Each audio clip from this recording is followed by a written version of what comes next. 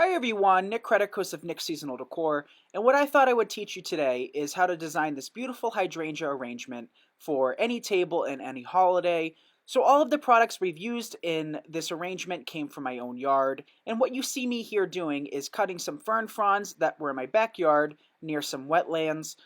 So these grow naturally here in New England. I'm sure other parts of the country has these as well. These aren't your more traditional approach. These aren't leatherleaf ferns, they're just your basic ferns. But sometimes it's nice to get out into your own gardens and start designing with products you have laying around, and something quick and fast and inexpensive that you can throw together for a party or an event. So I just cut a handful of the ferns, and now we're moving on to some hydrangeas. So my hydrangeas do look beautiful this year, and please do bear in mind that I didn't do a whole lot of cleanup in regards to weeds. It has been a crazy busy summer thus far. So the hydrangeas do look beautiful, not as many blooms as I expected, but I do want to cut a few here and there and use them for my own table. So I'm just using some scissors. Since we're going to be designing all in within 15 minutes of cutting these particular flowers, I will do a clean cut as we start adding them, but just using simple scissors does the trick and can easily cut them in half. So we're using the blue ones, and that's solely because this part of my garden is a little bit more acidic. And for larger hydrangeas like these, which are known as mophead hydrangeas or hydrangeas that are macrophylla, these do tend to change colors, both pink and blue, depending on how acidic the soil is or how alkaline the soil is. So this clearly is a little bit more acidic in this location. So I just cut about 5 or 6, enough to cluster together and essentially create one giant hydrangea. And by designing like this, you can virtually use any flowers you have in your garden. They may not stand the test of time as floral products you can purchase at supermarkets will, but in a pinch, these are perfect for barbecues and events, and essentially you can use whatever flowers you want. I'm using hydrangeas, some ferns, and a little bit of juniper in this design, and that is it. And that is how easy and quick you can do to create a beautiful design. So our next step is going to be attaching them within a secured base, and we're going to be using some Oasis foam, which you see me here using now. I did soak 2 bricks, and I think it's only going to take 1 for this project. We can cut into a second one to make it a little bit more secure, but keep in mind what I'm teaching you today is just basically something you could throw together for your own home. I am a florist, so I do sell flowers as well, and the way we're doing this today is a little bit different than what I would do to sell it. I would make sure all of the foam is packed in, and there's no spots where it can kind of jiggle around in case my customer decides to move it. So this foam was just quickly soaked. I recommend a minimum of 5 minutes soaking. We could have done a little bit longer, but I was dying to do this video, and it was about ready to start raining. And as I'm doing this voiceover right now, it is pouring outside. So we finished just in the nick of time. So I am breaking these hydrangeas down a little bit more. We don't need a whole lot of stem, and to be honest, the less stem you have, the better. Hydrangeas definitely need a lot of water, unlike some other flowers, such as chrysanthemums and stuff like that, where they could hold up a little bit better without the water, including the juniper we're going to be using a little bit later on. So the shorter the stem, the easier the water source is to get up to the petals. So I am cutting them rather short, and I am removing the leaves as well. So basically this design is going to be a mounded design where all of the flowers are side by side, and once we finish adding them all, it's just going to be a massive hydrangea. So we don't really want the foliage poking out in between the petals. A little bit of the foliage around the edge is perfectly fine. But whenever we're designing containers like this, whether it's with fresh flowers like this or plants, live actual plants, I like to stick to a rule of thumb of using a spiller, a thriller, and a filler. So the hydrangeas today are going to act as a thriller as well as a filler. So it's filling in the container, and it's kind of adding some height to the design. We're not adding anything too tall in this particular case. So this is acting as both parts, and then later on as we progress and add our fern as well as our juniper, that'll act as our spiller, cascading over the edge of our beautiful container. So the container I'm using today came from Hobby Lobby. It's actually a paper white birch container, so it does mimic a live tree, and I use this container year-round. But the current design I think would be beautiful for Christmas as well as Hanukkah. It would work for the 4th of July, a winter design, a spring design, basically every design you possibly can imagine this would work perfectly fine for. So now I'm just adding some of this fern. This fern is a little bit different than your typical leatherleaf fern, which is what most florists use. It's inexpensive, so if you want to pick up some of that, by all means you can. But we are doing a design where everything is found in my own yard. So I chose the best looking fern fronds.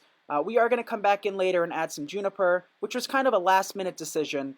I was planning on just adding the fern, but since I am an artificial designer as well, I sometimes forget that you can't manipulate the stems as much as we'd like or as much as we can in the artificial world.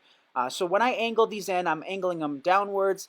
Keep in mind these do like a lot of water, so you want to make sure that the stems are fully in the foam.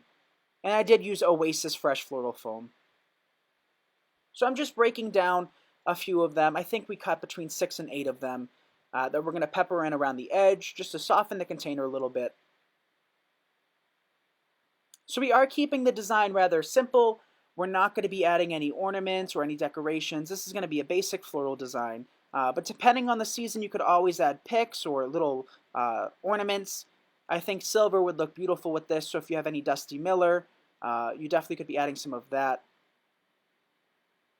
And the most important part when adding both the fern and the hydrangea is to make sure you're doing a clean cut, which you see me doing with a knife. I'm using a sharp paring knife to break down my stems. If you don't feel comfortable with that, you can of course use very, very sharp scissors, but you do want to be careful, especially with the hydrangeas, because if the hydrangeas are out of water for a little bit, you do want to do a nice clean cut. And if they're not getting the amount of water they need, or if the stem's a little bit damaged, it definitely shows because they do have a tendency to kind of droop and look as though they're very thirsty.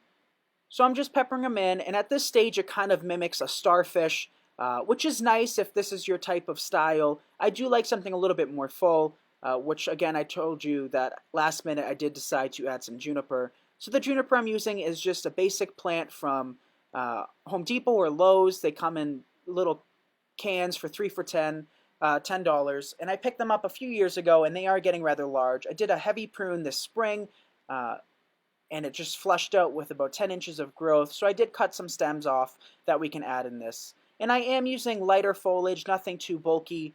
I'm not using magnolias or anything of that nature, so anything that you add, in my opinion, should be dainty and light in style and shouldn't be too heavy, because we are using a heavy product floral-wise, which are the hydrangeas. So junipers are a little bit more easy to bend into shape than the ferns. You see me here kind of bending it to shape and having a natural cascade going downhill, which I absolutely love. I love things to naturally look as though they're cascading down. And you'll also notice I use scissors rather than my knife. That's just for safety reasons. Juniper is a woody stem and is a little bit thicker to cut through.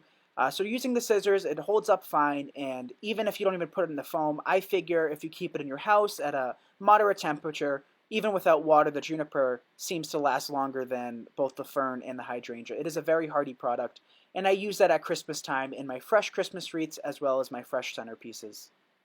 So I'm just coming in between, on top, around the ferns and bulking it up, and I'm kind of naturally making sure that the branches are going downhill. Of course, you could use a substitute foliage. In years past, I've used both variegated and non-variegated hostas. Those seem to hold up nicely. They don't give the desired effect that I want for this particular arrangement, but they do work beautifully nonetheless. And you may see me periodically cut down the junipers from the top. Typically, junipers grow kind of lush and bulky down below, and then when they send up their new shoots, they're very stringy and very long without much material. And that is a nice effect for certain designs. For this particular design, I'm not a huge fan of, and you see me cutting it here right now. So I'm just snipping it at random to bring it in a little bit closer.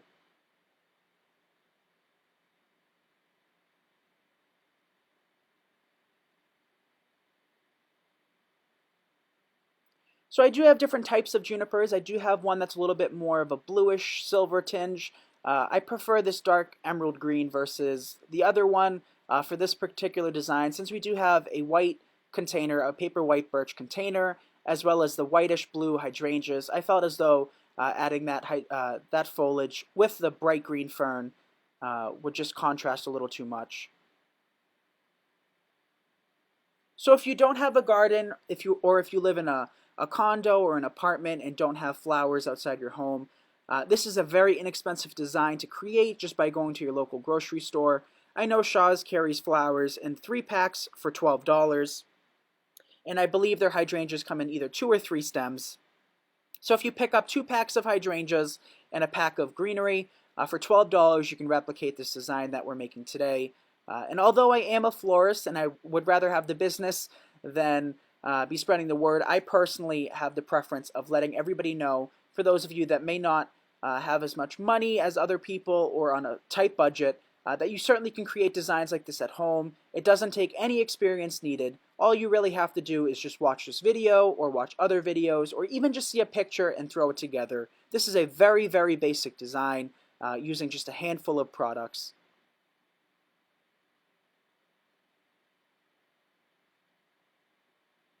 So you'll also see a container behind me or to the left of me on the table. That is another container that we picked up from Hobby Lobby, and my original plan was to design in that.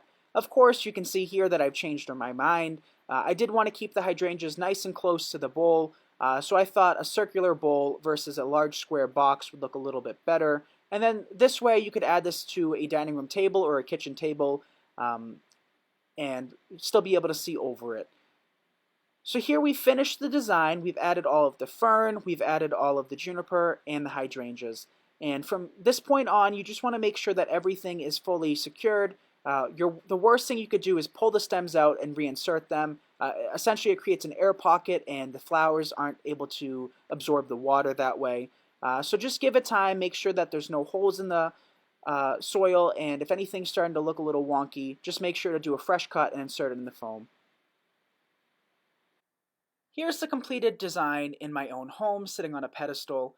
I hope this video inspired you to start working with fresh flowers and potentially taught you something you may have not known before.